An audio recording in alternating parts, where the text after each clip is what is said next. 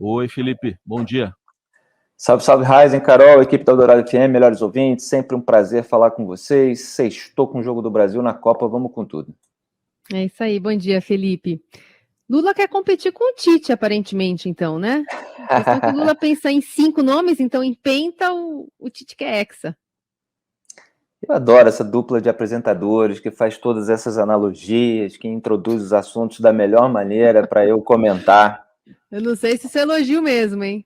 É elogio, claro. Vocês são as vozes mais agradáveis do rádio brasileiro. Olha, o Lula é essa figura cheia de malandragens, ele tem um vasto repertório na hora em que ele precisa. Ele escolheu, tudo indica, claro que ainda vai ser anunciado, mas de acordo com tudo que se apurou na imprensa e com tudo que os aliados estão falando, o Fernando Haddad para o Ministério da Fazenda.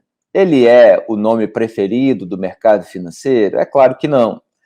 É claro que o PT já teve um bode na sala chamado Guido Mantega. Então, não sendo Guido Mantega, as pessoas, muitas delas, estão dispostas a entubar. Mas é claro que o Lula escolheu alguém que é subserviente a ele, alguém que se submete aos seus interesses políticos, aos seus caprichos, alguém que não vai ser um obstáculo, que não vai gerar aquele velho ruído que geralmente acontece nos governos brasileiros entre a equipe econômica e a turma da articulação política. É claro que é alguém mais próximo ali daquele velho desenvolvimentismo petista, dessa política econômica baseada na participação ativa do Estado como um motor da economia, mas que ameniza isso, dizendo que, olha, quando foi prefeito, equilibrou as contas, etc. Então, para amenizar o desgaste da nomeação do Haddad, que não é um economista liberal, que não é alguém dessa turma do Pércio Arida, do Armínio Fraga, da Helena Landau, que seria, evidentemente, mais bem recebido pelo mercado, o Lula manda um emissário lá procurar o Roberto Campos Neto para dizer se ele aceitaria um convite formal do presidente eleito para um segundo mandato à frente do Banco Central.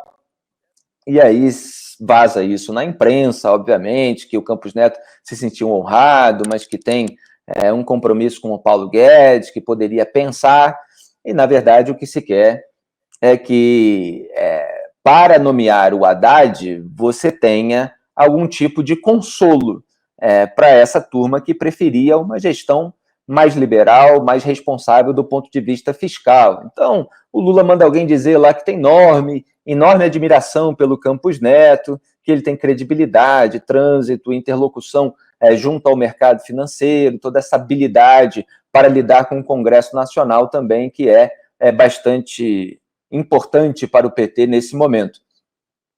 E esse anúncio do Haddad vem com outros anúncios, que é para diluir também o nome do Haddad entre outros nomes que são de menor desgaste, vamos dizer assim.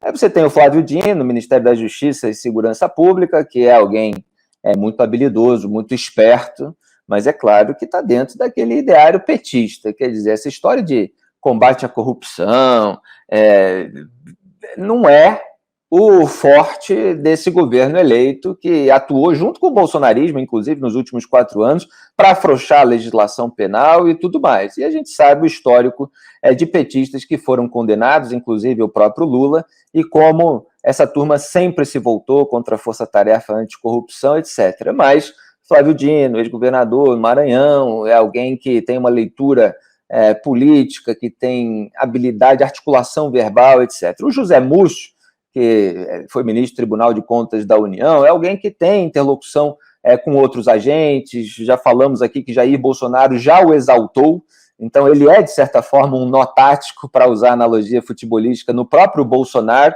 para ocupar a defesa. Quer dizer, num momento muito importante, em que é preciso sinalizar qual vai ser o norte do poder, para evitar uma debandada das Forças Armadas para esse bolsonarismo mais reacionário, eventualmente golpista, intervencionista, pelo menos.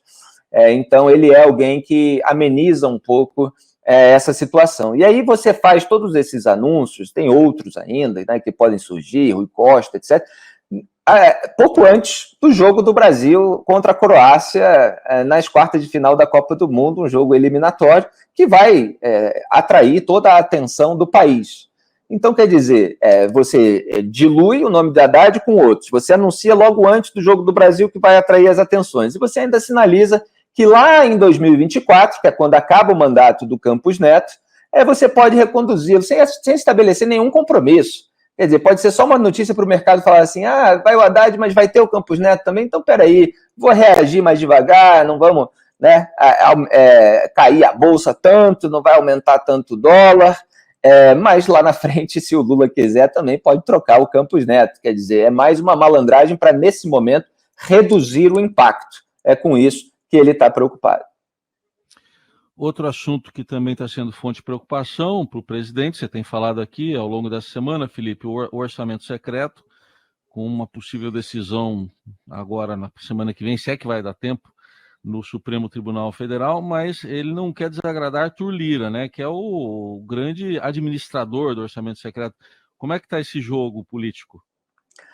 Olha, esse é um dos jogos políticos mais interessantes a que a gente vai assistir ao longo dos próximos 4 anos e já agora no período de transição. Quer dizer, a coluna de hoje é o morde-a-sopra de Lula com o mercado, que foi essa primeira parte que eu falei, e com Lira, que é essa segunda parte. A gente tinha comentado aqui na coluna que havia vazado notícia de que o Lula teve reuniões a portas fechadas, o que eu considero sempre algo escandaloso, mas que já se aceitou como normal na República Brasileira, com ministros do Supremo Tribunal Federal, e nas quais as reuniões aconteceram. Mas o que se vazou é que o Lula teria cobrado o julgamento do orçamento secreto, das questões envolvendo as emendas de relator, e criticado. Quer dizer, no sentido de que ele gostaria que fosse declarado inconstitucional para reaver, como Poder Executivo, o controle do orçamento que hoje está nas mãos, principalmente dessa parte, claro, do Congresso Nacional, principalmente nas mãos dos presidentes das casas legislativas, Arthur Lira na Câmara, Rodrigo Pacheco no Senado. Eles dividem ali um butim que nesse ano foi de pouco mais de 16 bilhões de reais, 11,5 na Câmara, o restante no Senado. Para o ano que vem são 19,3 bilhões de reais, então uma fortuna que obviamente dá muito poder ao Arthur Lira e que ao longo dos últimos anos privilegiou aliados do Lira, do Pacheco e do Jair Bolsonaro. Quer dizer, é um esquema de compra de apoio parlamentar. E agora os aliados do PT, sentindo um receio de retaliação do Lira na Câmara durante a tramitação da PEC do estouro, foram lá dizer, olha, Lira, o Lula não falou nada disso. A Rosa Weber, desde que assumiu a presidência do STF, que ela está dizendo que vai pautar essa ação sobre as emendas de relator, né? Ela teve ali uma medida mais dura no começo, chegou a suspender as execuções, cobrou a transparência do Congresso Nacional. Não foi o Lula que fez isso ser pautado no Supremo Tribunal Federal. E veja só, olha o nível de promiscuidade entre os poderes, quer dizer, para aliados do presidente eleito precisarem dizer, presidente da Casa Legislativa, que não foi ele que mandou o Supremo. Quer dizer, o Supremo virou pau-mandado de político agora? É uma questão que se coloca para dizer que não foi ele que mandou o Supremo pautar essas ações. Então, disseram lá que o Lula não influenciou o resultado, enfim, isso gerou, esse tipo de notícia gerou uma insatisfação muito grande do Arthur Lira. Então, você tem esse jogo de poder entre o Lula e o Lira, porque o Lira não é um velho petista, ao contrário do Haddad, e aí o Lula buscou um equilíbrio de força. Ele é alguém que gera receios nos petistas o tempo todo. Ele vai estar junto, ele não vai estar, quer dizer, o que ele vai precisar receber em contrapartida para articular a aprovação de projetos do governo. E eu já tinha comentado aqui que ele teria elaborado ali uma minuta, saiu na imprensa, para deixar o orçamento secreto mais transparente, para destinar metade das verbas para a saúde, para distribuir o dinheiro entre líderes partidários, para que eles próprios pudessem fazer o controle dessa distribuição dentro dos seus próprios partidos, que é aquela tentativa de você dar ares de limpinho a algo que é sujo, para que a parte suja continue de uma maneira um pouco mais obscura. E é isso que se tenta. Então, você tem um jogo de pressões. Olha, se o STF declarar inconstitucionalidade, então eu posso colocar algo aqui como um jabuti dentro da PEC da transição, da PEC do estouro, da PEC do precipício. Aí o STF vai e adia o voto. Parece que Gilmar Mendes, inclusive, que atuou para que fosse pautado, agora está atuando para adiar. Gilmar Mendes que tem interlocução com o Lula e com o Lira. O pessoal do governo eleito acha bom que esteja sendo adiado, porque quer aprovar logo a PEC, sem qualquer tipo de jabuti, de emenda de relator, e depois, eventualmente, ainda ficar com o controle do orçamento se o STF declarar inconstitucionalidade. Mas aí isso irrita o Lira. Então há uma preocupação. O que será que o Lira pode fazer enquanto o STF não julga e a Câmara dos Deputados, depois da aprovação recente no Senado, avalia a PEC do estouro? Então, esse é o jogo que está acontecendo nesse momento. E a turma lá, ela tem medo do Lira, ao mesmo tempo em que tenta puxar o tapete dele.